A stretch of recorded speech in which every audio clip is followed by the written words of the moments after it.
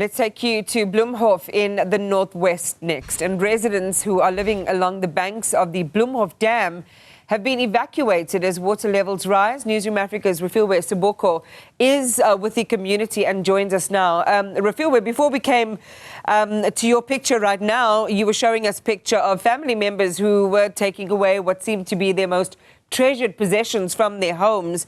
And this seems to be a province-wide occurrence. Just talk to us about the water levels there and the impact it is having on residents.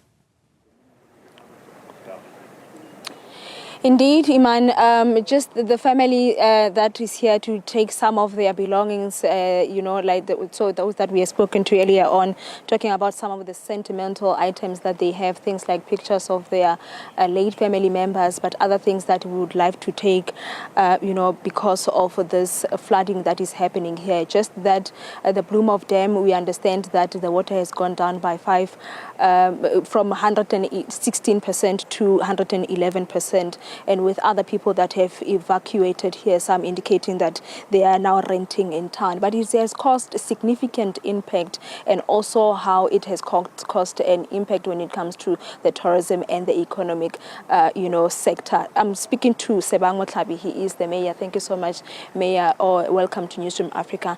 Talk to us about the impact. We are seeing that, houses are submerged, people had to be evacuated, and also some that have lost and trying to save some of the belongings here. Talk to us about the impact that has been caused by this flooding. Thank you and greetings to the viewers at home. It has caused a lot of economic impact, which is a loss for us as a municipality. You would understand that most of the houses that have been subsided by the water are normally used for as guest houses and lodges. That's number one. Number two, we were supposed to be hosting the angling competition of paraplegic people, which it had to be cancelled. And rains generally, they have caused a lot of infrastructure damage on our roads, which as a municipality will do the assessment. But we must say that we are happy that they have been cooperating. When we assist them to evacuate, all of them evacuated in time. So there's no loss of life, even though there is, of course, a loss on their properties, finishers and all of that. We believe that working together with them, moving forward, we can see what is it that can be done.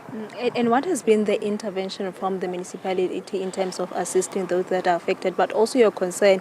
We understand the Bloemhof Dam, this is where most people also come and fish, and at the point like this where the dam is overflowing, that is of a concern for you so that people cannot be harmed.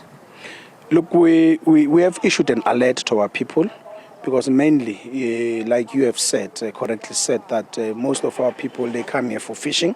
We have issued the alert to them to say that during this period, they must not fish up until they get an alert again that is safe to do so. Number one. Number two, what we have done from the municipality side, we have assisted our people to evacuate. You would understand that a disaster is a national competence. Ourselves as a local municipality would not have funds readily available to intervene as and when there are these challenges. But with the little that we had to assist them to evacuate, we have done that. Then that's the only thing that we could do. We are in engagement, of course, with both provincial government and national government to see what is it that can be done for a long solution. You would understand that in 2 years, this is the disaster. Within 2 years, for the second time it's happening. And we must, at a certain point, we must get a lasting solution.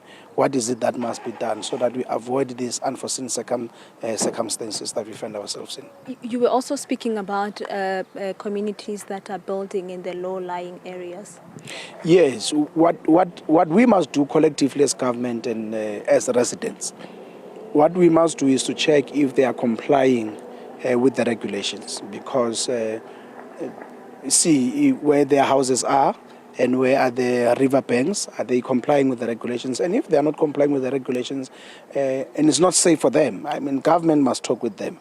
They must be relocated. For me, that will be a lasting solution, that they must be relocated, because having to face this time and again, they will be losing. At some point, you might find that Their houses might even just fall down based on the damages, because they are guest houses. People are sleeping there.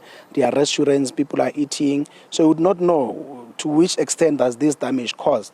And if people are there eating and anything happens, it will be an unforeseen circumstance and it will be a loss of life. So government, together with the residents, we must come together to say what is the lasting solution. Because this, for me, it's not a lasting solution. It's not a good decision that can be made. And the argument that some are having is that it's not a matter of having built in the low-lying areas, but that precautionary measure that was taken by the Department of Water and Sanitation to open the gates so that they can better monitor and manage the dam, the water levels within the dams. Look, one way or the other, sluice gates ought to be opened because it's a nature. I mean, we are facing this situation because of the rains, and there is no way that we can stop the rains. So time and again we'll face this situation to open the sluice so that you then monitor the situation when the nature happens. So it's not about the issue of sluice being opened or not being opened. It's a nature, and there is a mitigating factor from the department to say this is what we are doing. We're opening the sluice gates.